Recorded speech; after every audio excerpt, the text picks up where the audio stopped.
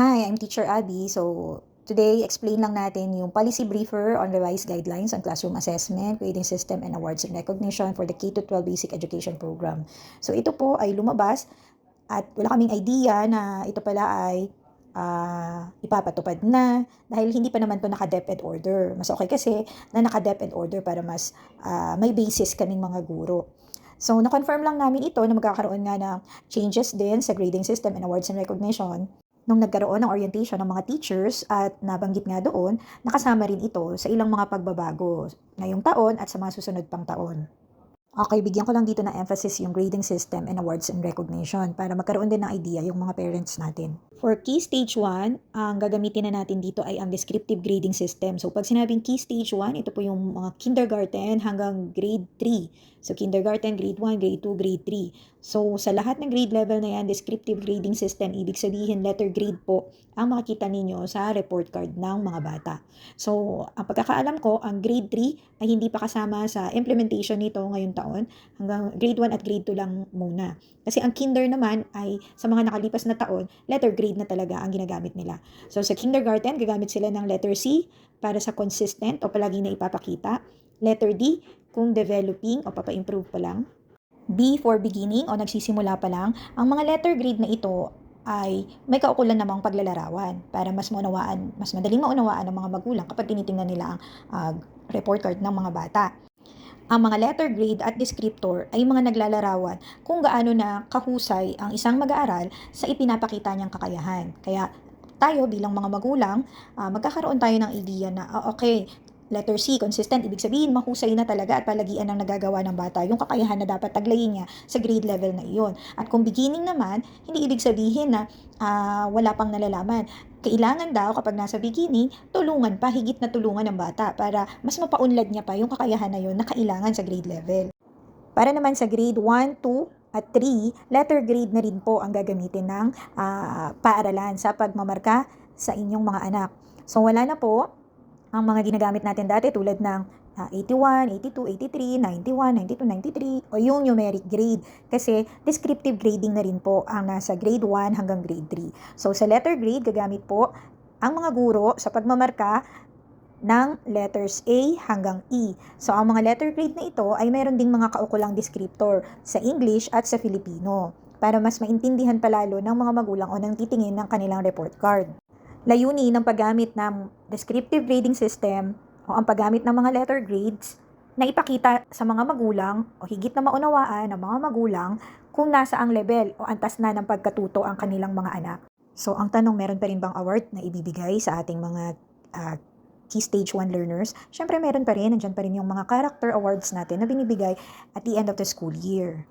Okay, para naman sa Key Stage 2 hanggang Key Stage 4, ito yung mga nasa grades 4 to senior high school, pinananatili pa rin ang paggamit ng numeric grade para mas tiyak na masukat ang academic achievement ng isang mag-aaral na kinakailangan sa pagtungtong sa mas mataas na grade level. Ngayong taon, ang nasa Key Stage 2 hanggang Key Stage 4 ay gagamit ng adjusted transmutation table. Hanggang sa mga susunod na taon ay mawala na o hindi na tayo kailangan gumamit ng transmutation table. Ano ba itong transmutation table para sa mga magulang?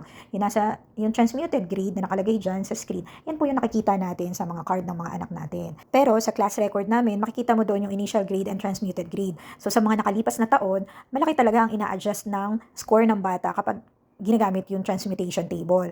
Kaya minsan, nagliliparan talaga yung mga 90, marami talaga nakakakuha, pero at the same time, nasa aral pala yung bata. So, yung mga ganong senaryo, kaya ang dami talagang pumapasok sa mga awardees natin dahil din sa transmutation table na ginagamit natin. So, ngayong taon, magkakaroon ng adjustment, in-adjust yung transmutation table na yan. At sa mga susunod na taon, mawawala na, hindi na tayo gagamit ng transmutation table. Sa pagpapanatili ng numeric grade sa Key Stage 2 hanggang Key Stage 4 ay sinabayan ito o dinagdagan ito ng descriptor para yung mga magulang habang nakikita nila yung grade ng bata na 90, 81, nakalarawan o naka-indicate kung anong kahulugan ng bawat bilang na grade na nakuha ng kanyang anak. So ano ba yung mga descriptor para sa numeric grade? Ang 90 to 100 is advancing o namumukod tangi. Sila yung na top sa klase mo. Ibig sabihin sila yung kaya ng gawin o maipakita yung skill o competency sa particular grade level na yon. So namimit na nila yung standard at kaya nila itong gawin ng mag-isa. Kasi nga, mahusay na naipapakita yung kakayahan na meron sila. So ang nasa advancing, maaaring bigyan ng enrichment activity para mapalawak pa ang kaalaman nila. At maaari rin maging peer mentor. Pwedeng tumulong ang mga batang ito sa mga kaklase nilang nahihirapan. Kasi independent learners na sila. So 80 to 89, benchmarking o napamamalas. Dito okay ang performance ng bata. Layunin dito na mapalalim pa yung kaalaman ng bata at sanayin siyang maging independent learner. Sa 75 to 79, connect yung natutungo, may kaunting paggabay na kinakailangan mula sa guro at sa mga magulang para mas tumibay pa ang mastery ng bata. Dito, kinakailangan na mabigyan ng guided practice ang mag-aaral. 65 to 74 o developing na pauunlad, kinakailangan ng targeted remediation para mas makasabay ang bata sa lesson at mas maunawaan niya ang kanyang mga aralin. 60 to 64 emerging, dito kinakailangan ng intensive support dahil hindi pa na ipapakita na mag-aaral ang kakayahan na kinakailangan sa particular na grade level. So kasabay ng pagbabago ng ating grading system ay ang pagbabago rin sa awards and recognition. So nabanggit na natin kanina sa Key Stage 1, Kinder to Grade 3, wala tayong academic award na ibibigay. Meron lang silang character award.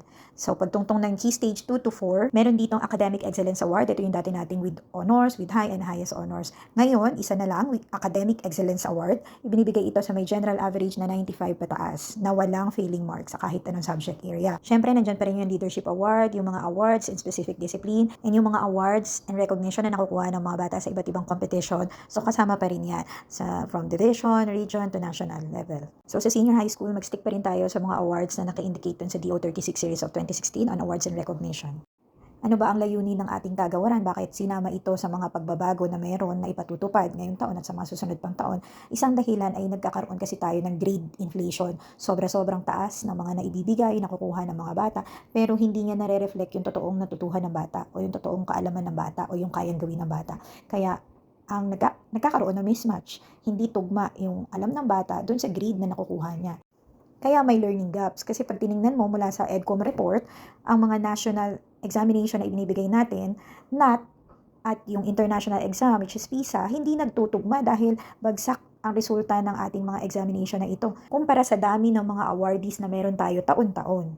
Nandyan din yung perception ng mass promotion, although wala naman direktang sinabi na meron talagang mass promotion na ibinaba ang ating kagawaran, pero nakikita nila na habang tumatagal sa pag-aaral, umaakyat ang mga bata sa susunod na antas ng kanilang pag-aaral, pero maraming kakulangan at hindi nakikita na master o nakuha ng bata yung kailangang competency o skill na dapat natutuhan niya sa mga nakalipas pa na taon ng kanyang pag-aaral. Dito ngayon lumobo yung bilang ng non-readers sa ating kagawaran, kaya tayo nagkakaroon ng education crisis.